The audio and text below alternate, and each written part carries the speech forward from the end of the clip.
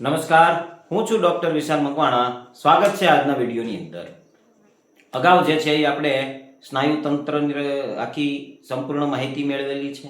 Sliding filament શું છે એની માહિતી મેળવેલી છે. અને જે એ ટોપિક છે સ્નાયુ તંત્ર, એમાંથી જે પ્રશ્નો પૂછાણા છે, અગાઉ જે પ્રશ્નો પૂછાણા છે તેની ચર્ચા કરેલી છે. આજે આપણે અસ્થિ તંત્ર છે, હાડકાઓનું બનેલું તંત્ર. અસ્થિ એટલે હાડકાઓનું બનેલું તંત્ર, એની આપણે ચર્ચા કરવાના છીએ. એની અંદરથી જે પ્રશ્નો પૂછાય છે એવા જ ટોપિકની આપણે ચર્ચા કરીશું. વધારે પડતા એમાં ડીપથી પ્રશ્ન નથી પૂછાતા, પરંતુ જે પ્રશ્નો પૂછાય છે એ મુજબ જ આપણે એની ચર્ચા કરીશું. જોઈએ આજના વિડીયોની અંદર. અસ્થિ તંત્ર આખું આ ડાયાગ્રામ છે, એની અંદર આપણા શરીરના જેટલા પણ હાડકાઓ છે એ આની અંદર દેખાડેલા છે. જોઈ શકો છો.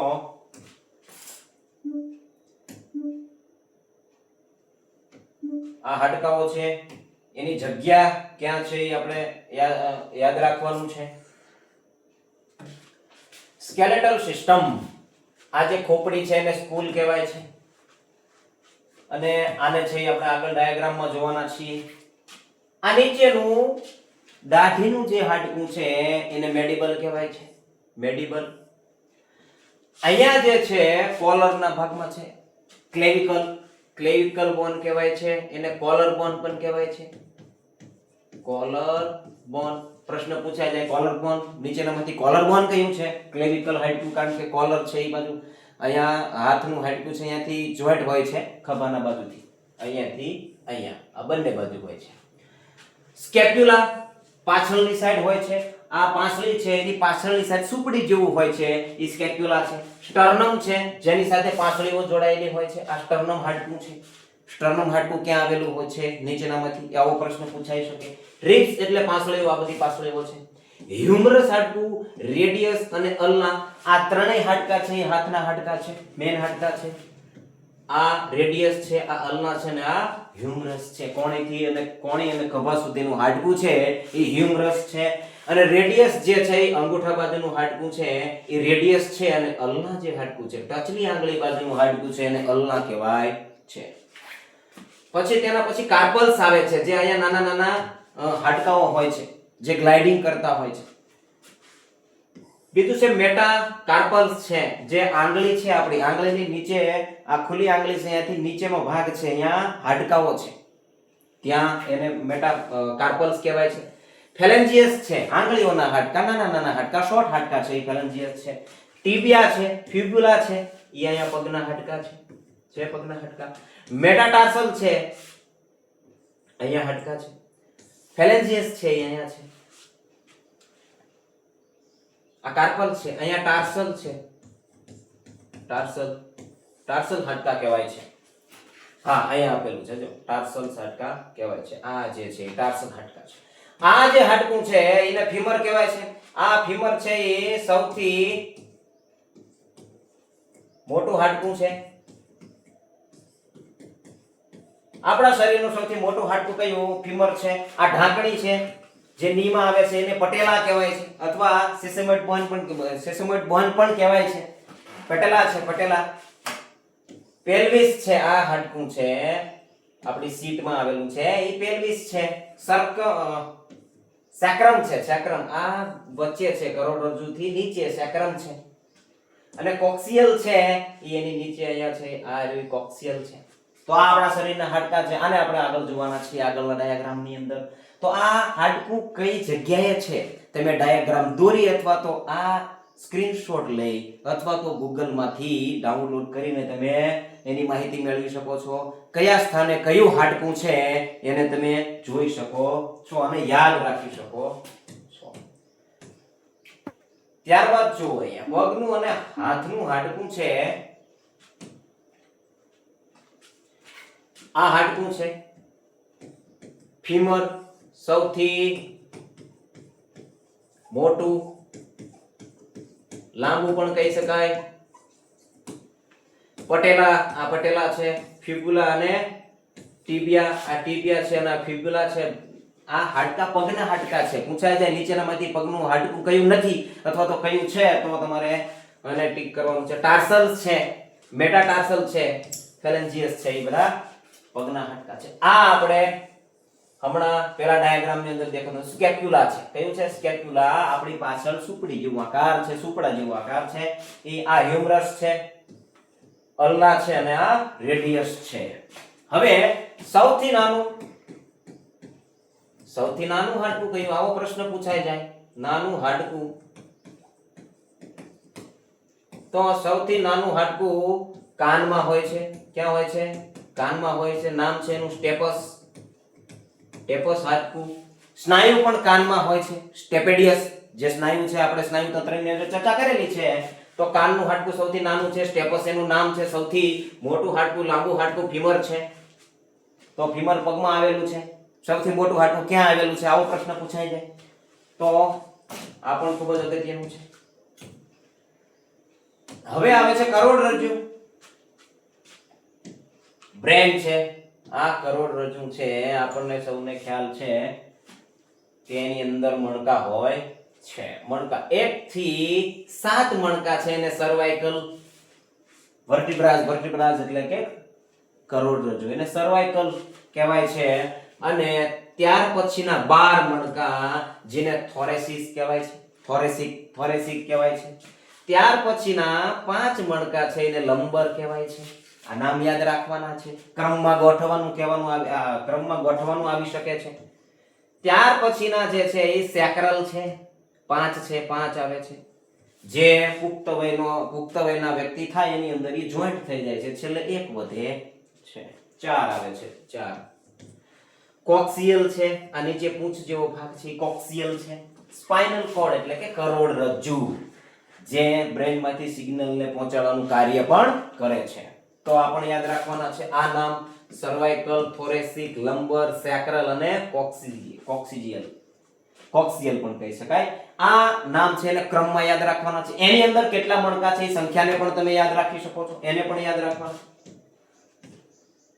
ત્યારબાદ હવે આવે છે પાંસળીઓ, રિબ્સ. પાંસળીઓ છે, રિબ્સ છે, રિબ્સ બોન છે. થોરેસિક, સ્પાઇનલ કોર્ડ હમણાં આવ્યું. આ ક્લેવિકલ, આ હાડકું છે ક્લેવિકલ છે, જે હાથ શોલ્ડર છે એની સાથે પણ જોડાયેલું હોય છે. સ્કેપ્યુલા આ પાછળનું સુપડા જેવું. સ્ટર્નમ છે એ આ વચ્ચે છે, અહીંયા પાંસળીઓ એની સાથે જોડાયેલી હોય છે, કરોડરજ્જુ અને એની સાથે. કોસ્ટલ કાર્ટિલેજ, કોસ્ટલ કાર્ટિલેજ છે. આ જે છે એ કાર્ટિલેજ છે. કાર્ટિલેજ આગળ આવશે ભણવાનું. ટ્રુ રિબ્સ, કેટલી? 7 રિબ છે. આ 1 2 3 4 5 6 અને 7. આ ટ્રુ એટલે કે સાચી પાંસળીઓ છે.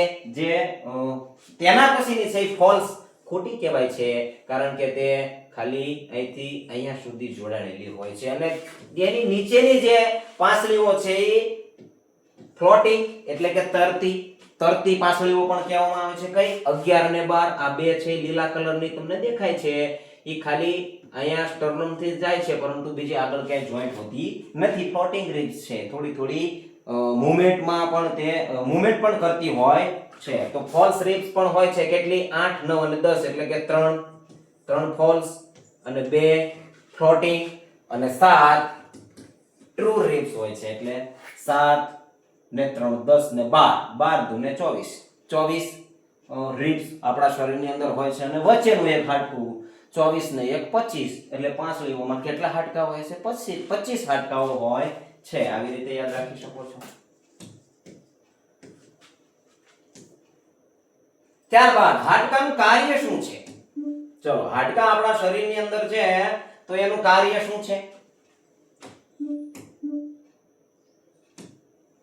હાડકાનું કાર્ય શું છે? તો કે આધાર અને આકાર. આપણા શરીરને આધાર એટલે કે ટેકો આપે છે, અને આકાર એટલે આપણા શરીરનો એક ઢાંચો તૈયાર કરે છે, આકાર તૈયાર કરે છે, રક્ષણ આપે છે. ઇન્ટરનલ ઓર્ગન હોય છે, ઘણા એવા ઓર્ગન છે જેને રક્ષણ આપે છે. પાંસળીઓને જોઈ લો, અંદર ફેફસા છે, હૃદય છે, એને રક્ષણ આપવાનું કાર્ય કરે છે. તો આવા રક્ષણાત્મક કાર્ય પણ કરે છે. હલનચલનનું કાર્ય કરે છે. હલનચલનમાં મુખ્ય શું છે? તો કે ઉચ્ચાલનનું કાર્ય કરે છે. ઉચ્ચાલનનું કાર્ય કરે છે. શક્તિ કોણ પ્રદાન કરે છે? એને મૂવમેન્ટ કરવા માટે કોણ હોય છે? તો મૂવમેન્ટ કરવા માટે સ્નાયુ હોય છે. સ્નાયુ હોય છે. આપણે આખી સ્લાઇડિંગ ફિલામેન્ટ થિયરી જો એની અંદર મૂવમેન્ટ કરવા બળ ક્યાંથી આપણને પ્રદાન થાય છે? તો સ્નાયુની અંદરથી સંકોચન થાય છે, પ્રસાર થાય છે. આખી સ્લાઇડિંગ ફિલામેન્ટ છે એને જોઈ છે તો સ્નાયુ છે એ બળ કરે છે, પરંતુ હાડકા છે એ ઉચ્ચાલનનું કાર્ય કરે છે. રક્ત કોશિકાઓનું નિર્માણ કરે છે. બોન મેરો હોય છે હાડકાની અંદર. શું હોય છે? બોન મેરોની અંદર રક્ત કણો, રક્ત કોશિકાનું જે છે એ નિર્માણ થાય છે. ખનિજનો સંગ્રહ કરે છે. કયા કયા ખનિજ હોય છે? કેલ્શિયમ હોય છે. કેલ્શિયમ અને બીજું હોય છે ફોસ્ફરસ. હાડકાઓની અંદર આ બે ખનિજ હોય છે. બે ખનિજ કેલ્શિયમ અને ફોસ્ફરસ, આ બંને ખનિજ છે એનું સંગ્રહ કરવાનું પણ કાર્ય કરે છે. ચાલો આગળ જોઈએ. હાડકાને મજબૂત બનાવવા શું કરવું? ચાલો એના પણ કેટલાક ઉપાયો છે. કેલ્શિયમ, ચલો હાડકાની અંદર કેલ્શિયમ હોય છે. જો કેલ્શિયમ હશે તો જ એની મજબૂતાઈ રહે છે. તો હાડકાને મજબૂતી માટે કેલ્શિયમ ખૂબ જ જરૂરી છે. દૂધમાંથી મળે છે, દહીં, ચીઝ, લીલા શાકભાજી જેમ કે પાલકમાંથી કેલ્શિયમ આપણને મળે છે. વિટામિન ડી ક્યાંથી મળે છે આપણને? સૂર્યના પ્રકાશમાંથી. વિટામિન ડી કેલ્શિયમને શરીરમાં યોગ્ય રીતે શોષવામાં મદદ કરે છે. ચલો વિટામિન ડી આપણા શરીરમાં વિટામિન ડી ની જરૂર પડતી હોય છે. એ શું કાર્ય કરે વિટામિન ડી? તો કે કેલ્શિયમ છે એને શોષવામાં એ કાર્ય કરે છે, શોષવામાં મદદરૂપ થાય છે. તો વિટામિન ડી છે એ આપણને સૂર્યપ્રકાશમાંથી મળે છે. ખાસ કરીને સવારનો કુમળો તડકો હોય ત્યારે. ખરા બપોરે તમે બેસી જાવ તો તમને વિટામિન ડી મળે છે એવું વિચારવું નહીં, પરંતુ સવારનો કુમળો તડકો છે એમાંથી તમને વિટામિન ડી મળી શકે છે. વિટામિન ડી નો શ્રેષ્ઠ કુદરતી સ્ત્રોત છે સૂર્ય. કયો છે? સૂર્ય છે. બીજું છે કસરત કરવાથી હાડકા મજબૂત બને છે. તમે વ્યાયામ કરો છો, હાડકા મજબૂત બને છે. ધૂમ્રપાન અને આલ્કોહોલ એટલે દારૂથી દૂર રહો, જેથી કરી હાડકા છે એ મજબૂત ન થાય તો કાંઈ નહીં, પરંતુ ખરાબ તો ન જ થાય કમસે કમ. એટલે આ કેટલાક ઉપાયો છે જે હાડકાને મજબૂત બનાવવા અથવા તો તેને જાળવી રાખવા માટે ખૂબ જ અગત્યના છે. ચલો હવે આવે છે ટાઈપ ઓફ બોન. એટલે હાડકાના પ્રકારો કયા કયા છે? લોંગ બોન એટલે કે લાંબા હાડકા.